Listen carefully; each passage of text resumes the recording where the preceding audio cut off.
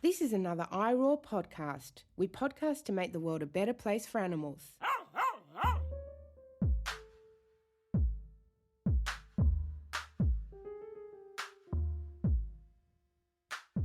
Welcome back to Season 5 of the Animal Highlights, where we're focused on animals and politics. All the content from this season has been extracted from Season 6 of the Animal Turn podcast, which is a season of the same name, Animals and Politics. In this final Animal Highlight, Virginia had a little bit of an open book to work with, and she decided to speak about heck cattle and their breeding. This includes how they were historically bred by members of the German National Socialist Party and how they're currently being repositioned within rewilding campaigns. This is very political indeed.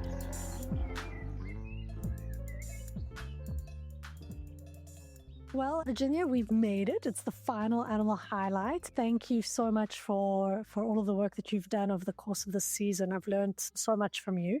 And I'm really delighted about who you're going to be talking about today. I really think this is a fascinating case.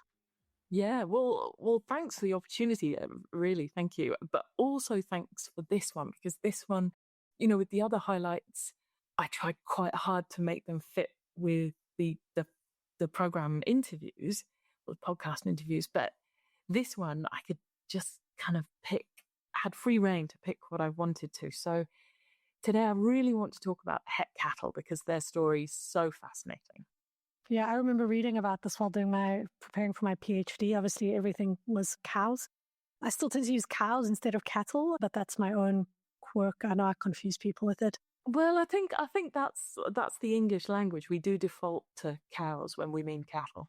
Yeah, I mean, I do it because the word cattle, etymologically, it actually previously didn't only include cows. It used to historically be cows, sheep, people. It was because cattle meant property. So it's kind of got etymological links to property and to capital and to all of the things that I want to disrupt these animals being equated with. So cow. Does it link to chattel? Yeah, exactly. Well? Yeah, okay.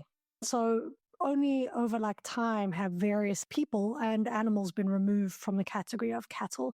And it's like a form of movable property, like chattel. So yeah, and I know that I always, whenever I write papers or anything, people are like, why are you using cow instead of cattle? Cattle is the collective noun for cows. And I'm like, no. But anyway, I'm not trying to, I'm just saying, and also following people like Catherine Gillespie and others that kind of say it's an important move to do that, to kind of use cow. But that's a different discussion for another day, because this is already a jam-packed full highlight and a fascinating, really, really fascinating case study. So I'm gonna let you take it away. Sure. Well, but just to say as well, they came up when I was doing my PhD as well, and that's why I've chosen them really, because they come up in Rewilding. So heck cattle are interesting politically for two reasons. The first relates to their origins and the Heck brothers. The second relates to biopolitics and the governance of heck cattle as liminal animals caught between wildness and domesticity. Heck cattle are named after the Heck brothers, who first bred them, created them really, in the 1920s and 30s. Heinz and Lutz Heck were German zoologists who managed the Munich and Berlin zoos, respectively. They bred the animals we now know as heck cattle in a deliberate attempt to recreate extinct wild bovines, the aurochs, from whom domestic cattle are descended. Aurochs were huge, roughly the same size as bison. Bulls could be almost 2 meters tall at the shoulder, and cows were much smaller. Aurochs were sexually dimorphic, with the males and females looking very different. The bulls were black, while the cows were red. Both cows and bulls had large, distinctively shaped horns, similar to the horns of today's Spanish fighting bulls. Like Spanish fighting bulls, aurochs would have been fierce, aggressive animals, very different from most of the domestic cattle we're familiar with today. And in attempting to recreate the aurochs, the Heck brothers were deliberately trying to de-domesticate cattle through a process of breeding back. They wanted to produce a pure, wild bovine, not tainted or degenerated by domestication, something which was considered a mutation of wild genes. Part of their motivation was linked to their association with the German National Socialist Party. The Nazi ideology of eugenics extended to animals as well as people, and they were interested in producing a master race of cattle for the Third Reich. To an extent, the Heck brothers succeeded. Heck cattle are large, although nowhere near as large as aurochs were, and not even as large as some modern domestic cattle breeds. Heck cows and bulls both have horns, although their horns are not as large or as distinctively shaped as the aurochs were. And Heck cattle aren't sexually dimorphic the way the aurochs were. Both cows and bulls can be almost any colour, from black to red. Like aurochs, though, Heck cattle are fierce and notoriously aggressive to humans. But despite the relative success of the Heck brothers in creating Heck cattle, their cattle are controversial today, not least because of their association with the Nazis, but also because of their liminal status as neither wild nor domestic. So let's back up a little bit and acknowledge the process by which animals go from being wild to being domestic. Human intervention in animal reproduction produced the domestic species we recognize today, including domestic cattle. And it's specifically human influence on animal breeding, what we call artificial selection as opposed to natural selection, which is seen as a key element of domestication. So even with breeding back, which is supposed to be a method of de-domestication to recreate an extinct wild species, the fact that humans are intervening in animals' breeding means that some people still consider it a domestication process.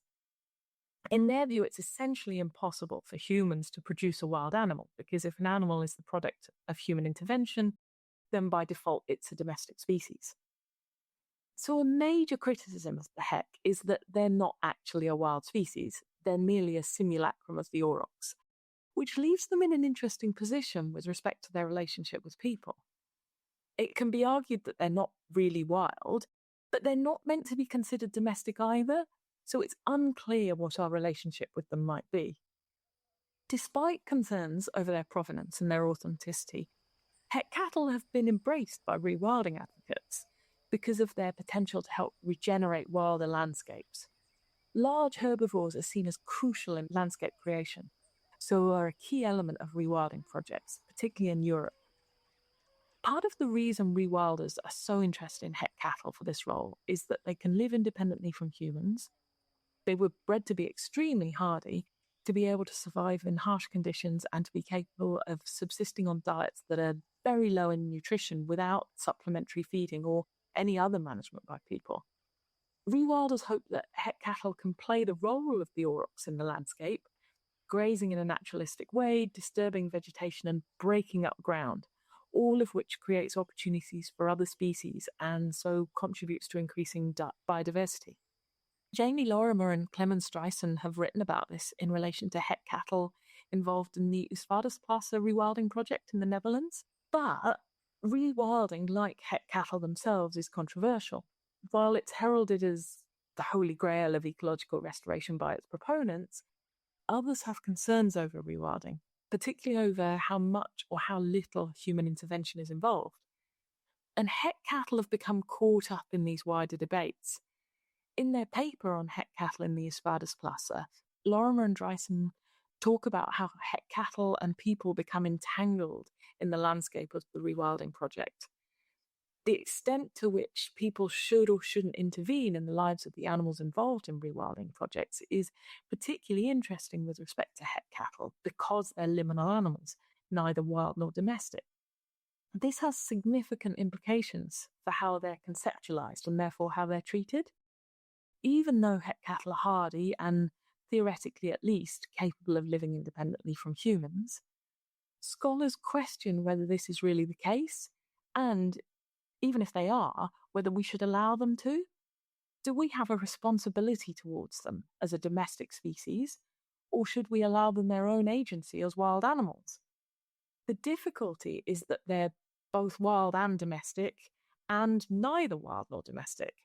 And in response to the status of liminal animals like Heck cattle involved in rewilding projects like S5E10, Lorimer and Driessen have identified new systems of biopolitics, the governance of life and death, which relate to our relationships with these animals. And these biopolitics are different from those relating to purely wild or domestic animals. They attempt to accommodate the new human-animal relations which emerge as a result of rewilding. And these biopolitics will need to continue to evolve if we're to establish multi-species flourishing in the Anthropocene. Really interesting. Yeah, I guess I don't know if I'm as attached to kind of the divide between domestic and wild. Anyway, I mean, that's a really interesting question. Are they binary? Is it wild or domestic, or is it a spectrum?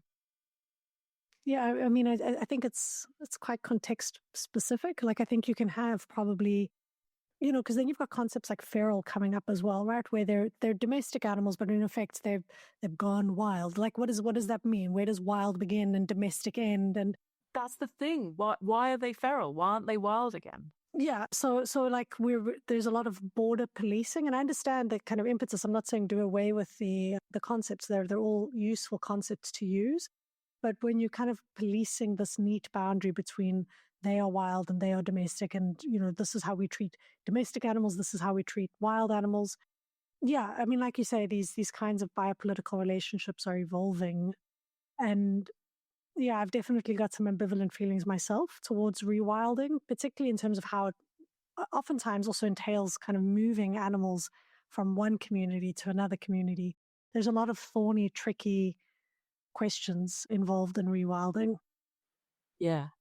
And I think the reason people get so excited isn't the right word, but so adamant about whether something is wild or whether it is domestic is because of those ways we treat animals and how much or how little we intervene, and whether we owe them responsibilities because they're domestic or whether we should allow them their own sovereignty. As an aside, just when you were speaking about their kind of the entanglements of the hick cows with the Nazi party, the Nationalist Party, it's really interesting. One of the kind of things that came up through my research was just how much cows are entangled with nationalism generally. So it's quite, and I'm talking about everything from Americans taking dairy cows with them to the Antarctica as a means of trying to say that we've laid claim to the space, to Christopher Columbus having cows on his second voyage to South America, to say like cows have really been kind of caught up in national projects forever in ways many other domesticated animals aren't. So it's not surprising to me that they've kind of become this poster child for backbreeding as well. Well, but that's a good point, because the Heck brothers did backbreed other animals, but you don't hear about that nearly as much. There's the Heck horse, I think, but you don't hear about them. Yeah, it's really, I mean, there's always this, I know Andrew Petit, she does a lot of work on this kind of, there's always seems to be horse, cows, and humans. They always seem to come up together at the same time. Like I know stud books, the first kind of quote unquote stud book was from a horse, but it was very loosely done. It wasn't really kind of recording the genes. And of course, these herd books are an essential tool of domestication, right? This follows the lineages of both male and female bovines or animals to kind of create a breed. But the very first kind of recorded herd book was for a cow. It was shorthorns. So it's one of the oldest kind of activities of making a breed, making a domesticated animal. Anyway, I could talk about this forever and ever. Really fascinating set of kind of tensions you brought together there. So I really appreciate it. And thank you once again for all of your work on the animal highlights this season. You put in a lot of work and they were really fascinating. So thank you, thank you, thank you. Well, thank you for having me, and thank you for all your work with the Animal Turn. It's been a real pleasure and a real honor to work on it.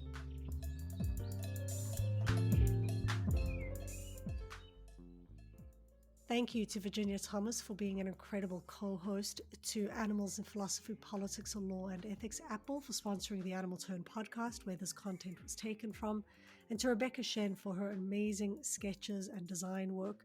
I'm sure you will agree that the logo and all of the episode artwork are amazing, amazing, amazing. And if you are interested in having a t-shirt with some of it on, go and check out our merch store online. This episode was edited and produced by myself.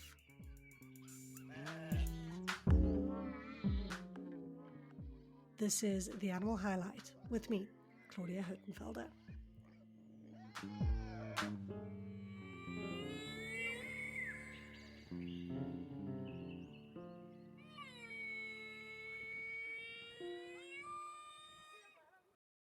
For more great iRaw podcasts, visit irawpod.com. That's IROARPOD.com.